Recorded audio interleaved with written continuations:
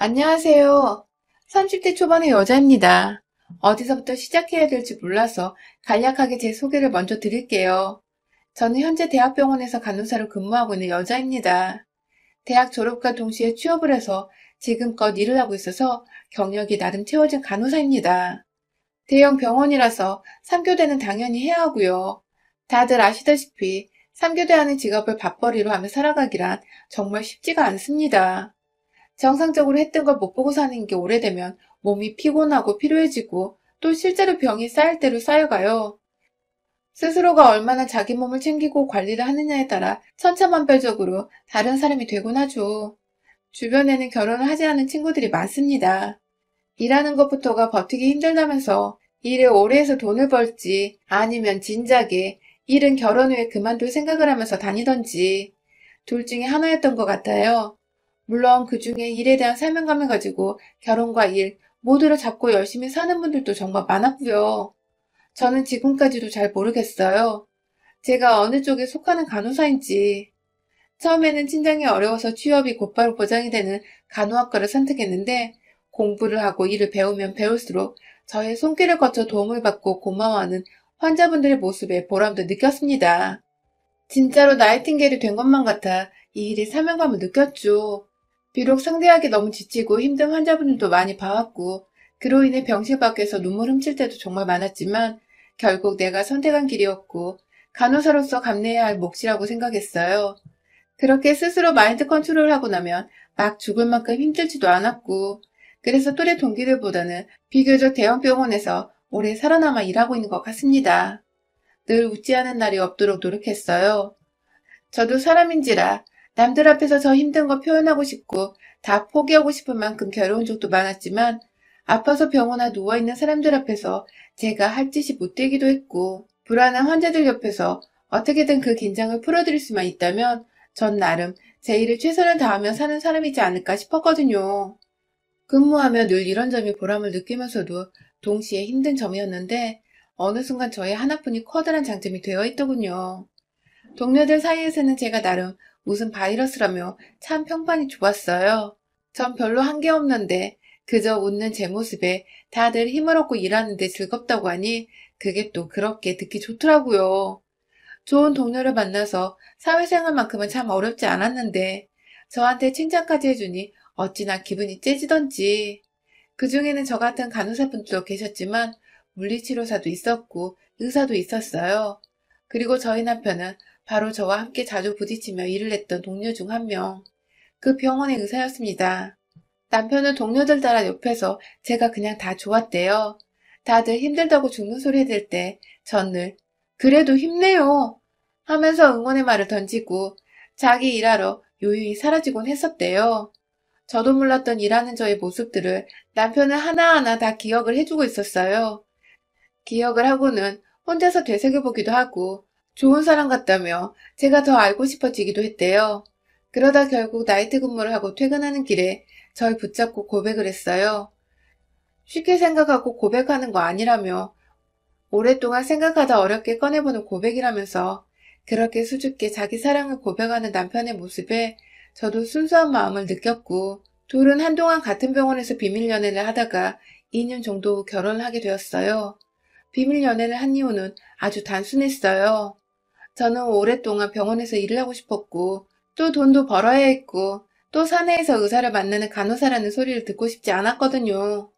일례로 저희 선배 간호사 중 한 분이 병원에서 의사분과 교제를 하시던 중 여자 혼자서 욕이란 욕은 다 들어먹고 결국 그 의사분과도 헤어지고 사표까지 내서 떠나셨어요. 그때 건너서 들어보니 돈 많은 의사를 꼬시려고 일부러 대학병원에 들어왔던 거라고. 일은 안 하고 맨날 남자 의사만 물색하고 다녔다는 소문이 돌았었죠. 제가 알기론 그 선배는 부모님이 서울의 큰 요양병원을 운영 중이시고 선배는 부모님께 도움이 되고자 요양병원의 의사가 되고자 했으나 공부를 그 정도로 잘하지 못해 간호학과를 들어간 후 큰 병원에서 일이라도 배워보고 부모님의 요양병원으로 들어가려고 했었는데 말이었죠. 그만둔 선배와 지금은 연락이 완전히 끊겼지만 당시 선배는 퇴사 후에도 저와 몇 번 통화를 하면서 자주 말했어요. 남자 의사가 껄떡대도 절대로 받아주지도 연애를 하지도 말라고. 자기는 그렇게 대시한 의사를 받아줬다가 혼자 욕만 먹고 일을 그만두지 않았냐고 말이죠. 생각이 많아지는 말이었죠.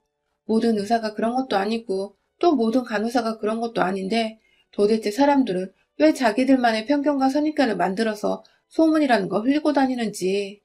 참 아둔하고 어리숙한 사람들이라며 선배의 편만 들었던 기억이 나네요. 그러다가 제가 남편을 만나게 되었고 저는 혹여나하는 마음도 있어서 끝까지 인연과 비밀 연애를 주장했어요. 저와는 연애하고 1년 정도가 지난 시점부터 결혼을 꿈꾸던 남편을 말리고 또 말리며 겨우 1년간의 연애를 더 마치고는 그렇게 두 사람이 부부가 되었죠. 단순히 연애를 하는 게 아니라 결혼을 한다고 발표해버리니 많은 분들은 생각보다 축하를 해주셨어요. 오랜 시간 진정한 사랑을 해오다 결실을 맺는 거라며. 남들한테 도움 주면서 하는 남녀의 결혼이니 꼭 축복받을 거라면서 신혼여행 다녀왔다가 업무 복귀했을 때부터 지금까지 모든 사람들이 저희를 늘 부러운 커플이라며 말씀해 주시곤 합니다. 참, 겉보기엔 걱정할 거 없어 보이죠? 저도 그냥 이렇게 축복만 받는 결혼이었더라면 얼마나 좋았을까 싶네요. 사실 저희 결혼이 모두의 축복을 받은 건 아니었습니다. 걱정했던 제 직업에 대한 편견을 너무도 심하게 가지신 분이 바로 코앞에 계셨죠. 바로 저희 시어머니요. 남편은 대단한 집안의 의사가 아닙니다. 드라마에 나오는 의대 집안, 명문가, 뭐 이런 쪽이 전혀 아니에요. 오히려 형편이 저희 집만큼이나 어려운 집안에서 이남 일녀 중 장남으로 태어났고 공부를 유난히 잘했던 남편은 혼자서 독하게 공부해서 의사가 된 것이었어요. 그렇게 의사가 되고 나서도 생각보다 처음부터 큰돈을 벌지는 못했다고 하지만 아무튼 남편이 동생들 뒷바라지부터 시작해서 시부모님의 용돈까지 챙겨드리고 있었어요. 그걸 전 연애 때 진작에 들어 알고 있었고 오히려 자기 집 식구들에게 책임감 가지고 사는 남편의 모습이 착해 보여서 더욱 사랑하게 되었고요. 아무튼 결혼을 계획하는 와중에도 남편은 자기 가족들은 가장 마지막에 보면 된다며 자꾸만 상견례나 인사드리는 사소한 자리마저도 미뤘어요. 대충 왜 그럴까 짐작은 했지만 결혼하기 딱 3개월 전쯤 만나 뵌 시부모님은 제 상상 이상이었습니다. 외모나 직업을 가지고 상상 이상이라 하는 게 아니에요. 그분들의 마인드 때문이었어요. 시아버지와 뭐 아들이 결혼한다는데 자기가 무슨 말을 하겠냐며 딱히 대화를 주도하시거나 참여하시지도 않았는데 시어머님은 처음 저를 보는 순간부터 불만이 가득하시더라고요. 왜 진작에 인사를 드리러 오지 않았냐며 첫 만남부터 예의 없다는 소리를 들어야 했고 그 바람에 남편이 옆에서 저는 계속 인사드리겠다고 했지만 자신이 늦게 만나길 강요했다고 사실대로 털어놓자 옆에서 우리 아들을 종용했네 했어 하면서 저를 욕하시더라고요. 얼떨결에 첫 만남에서 시어머니께 욕먹다가 식사가 나왔어요. 한식집에서 첫 코스부터 푸짐하게 음식이 차려진 바람에 저는 먼저 젓가락을 들어올려 반찬 짓기가 눈치 보여 가만히 있었어요. 어른들 먼저 수저 드실 때까지 기다린 거죠. 그러자 시어머니는 삐져서 밥도 안 먹겠다는 거야? 너 그러고 있을 거면 그냥 가. 내 아들 못 줘. 라며 급기야 3달 앞으로 다가온 결혼을 반대하시는 게 아니겠어요? 전 그냥 밥을 못 집어먹고 기다렸을 뿐인데 인사드리고 제대로 한마디도 못하고 욕만 먹고 있었는데 이제 보니 시어머니는 애초에 절 반대하겠다는 혹은 길을 죽이겠다는 마음으로 이 자리에 나오신 거더라고요.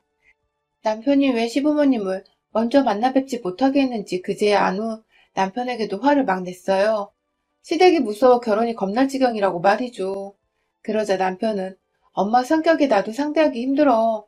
너도 이럴까봐 소개를 못했다며 너를 놓칠까봐 그랬다면서 막 또 사랑을 운운하며 매달리는데 그걸 뿌리치기 어려워 모른 척 결혼을 했어요. 제가 남편과 지난 2년간 많이 사랑하기도 했고 또 그간 서로가 서로에게 쌓인 믿음도 있었기에 시어머니 정도는 가볍게 무시하면 될 일이라 생각했어요. 하지만 결혼은 그렇게 시댁과 분리되기가 쉽지 않잖아요. 올해로 결혼한 지 1년이 넘었는데 결혼을 하게 되면서 얼마 안 있어 코로나가 터지는 바람에 저나 남편이나 정말 직장에서 완전히 비상이었습니다. 시국 따라 그만두는 동료들이 생겨나며 급하게 인원을 메꾸고 또 채용하고 가르치고 또 일하고 남편은 남편대로 신혼인데도 얼굴 보기가 너무 힘들고 당장에 저희 두 사람이 시국을 마냥 무시할 수 있는 직업을 가진 게 아니어서 굉장히 바빴어요. 주변 사람들을 챙기고 말고 할 여유가 솔직히 없었습니다.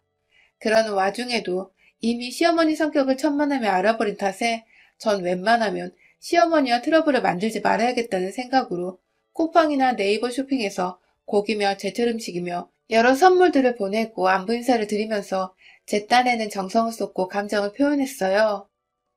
시국 때문에 혹여나 시부모님 걱정이 되어 찾아뵙지는 못했지만 마음만은 늘 곁에 있다면서 말이죠. 이건 솔직히 진심이었습니다. 어느 며느리가 처음부터 시어머니한테 찍히고 싶겠어요. 저도 그냥 평범한 다른 집 며느리들처럼 잘 보이고 싶은 마음이 컸었어요. 그걸 두고두고 남편도 고마워했고요. 그런데 늘 받기만 하시고 잘 받았다는 혹은 고맙다는 표현조차 하질 않으시던 시어머니. 그러다가 올 중순에 저희 친정엄마 연락을 받았습니다. 아니 글쎄 시어머니가 저한테나 남편한테 말도 없이 저희 친정에 찾아가셨더라고요. 처음 인사드리고 나서 양가 부모님 모시고 상견례 자리도 한번 가졌었는데 그때도 별 친한 척을 안 하시더니 결혼식 날 제가 정신없는 사이에 저희 엄마한테서 번호를 따가셨다고 하더군요. 그렇게 다짜고짜 주소를 묻고는 친정으로 가신 시어머니는 들어가자마자 아주 깽판을 치셨다고 하네요. 며느리를 잘못 들여서 아들이 집을 안 온다며 인사도 안 하고 뭣도 안 하고 자꾸 코로나 때문이라고 변명만 하는데 이 꼴을 두고 볼 수가 없다면서 급기야 친정집에서 아빠가 작은 취미삼아 작게 키우고 있던 식물화분 몇 개를 홧김에 발로 차 깨뜨렸다는 겁니다. 그 소리를 병원에서 일하다 듣고 정말 기가 막혀 어찌해야 할지 모르겠었어요. 누가 자기 부모님 집에서 깽판을 부렸다는데 일이 손에 잡히겠냐고요. 당장에 같은 병원에 어디서 일하고 있는지 모르겠는 남편을 물어물어 찾아갔어요. 거의 올기 직전인 상태로 다가가 친정엄마께 전해들은 소리를 말하니 남편도 미안해 어쩔 줄을 몰라 하며 자기 머리를 막 쥐어뜯더라고요. 결국 처갓집에 가서 일을 했다며 다 자기 부모가 못나서 그런 거라며 자기는 제가 선물도 보내고 인사도 잘 하길래 아무것도 안 하고 있었다면서 일이 너무 바빴고 코로나 시국에 병원에서 일하는 자식이 어떻게 부모님을 막 만나겠냐며 저한테 다 아는 이유를 말하더군요. 이게 당연한 건데 우리 시어머님은 그저 아들이 인사를 안 하러 온다며 그게 다 코로나를 핑계로 대라고 말한 며느리의 책임이라고 빡빡 우기기나 하셨으니 깊은 한숨만 나왔어요. 결국 그 사건은 남편이 무려 코로나를 뚫고 시댁에 찾아가 완전 뒤집어 엎어놔서 해결이 되었습니다. 다시는 저 몰래 친정에 가서 살던 대로 생각하던 대로 깽판 치지 말라며 시댁에는 화분이 없지만 시어머니가 키우시던 쪽파가 심어진 화분을 헤집어 놓고는 엄마도 기분이 어때? 더럽지? 하면서 역지사지를 몸소 보여줬죠. 남편의 사이다 같은 행동에 따라가서 한마디도 거들어볼까 싶었던 저는 오히려 남편을 말리다가 한마디도 못하고 시댁에서 나왔고요. 뭐 중간에서 중재 아닌 중재를 해준 남편이 고마웠고 시어머니도 이제 다시는 사돈댁을 우습게 보고 행동하는 일이 없으시겠다 싶어서 마음 한편으로도 든든했습니다.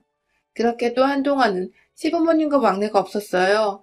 어린 아가씨와 도련님께는 너무 미안해서 제가 몰래 몇 번 용돈도 보내고 문자도 자주 했지만 시부모님께는 제가 뭐라 먼저 연락을 해야 할지도 모르겠고 아직 친정집에서 깽판 부리신 것에 앙금이 완전히 풀린 것도 아니었던지라 그냥 모른 척 바빠 죽겠는 일이나 열심히 하면서 살고 있었죠. 그러다가 이번 달 그러니까 12월이 되면서 뜬금없이 어머님께서 먼저 연락이 오셨어요. 본인이 약간 열도 나고 몸도 피곤한데 병원은 못 가겠다며 요청하시는 연락이었어요.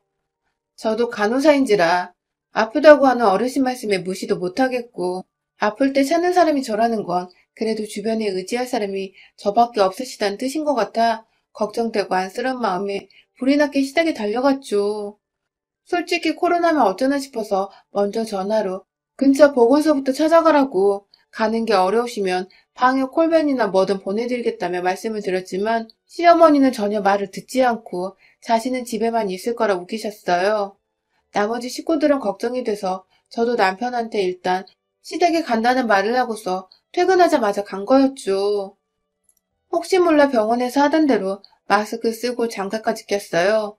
원래대로라면 앞면을 가리는 플라스틱 마스크도 착용을 하는데 시부모님은 오랜만에 뵙는데 그렇게까지 하기가 그래서 끼지는 않았죠.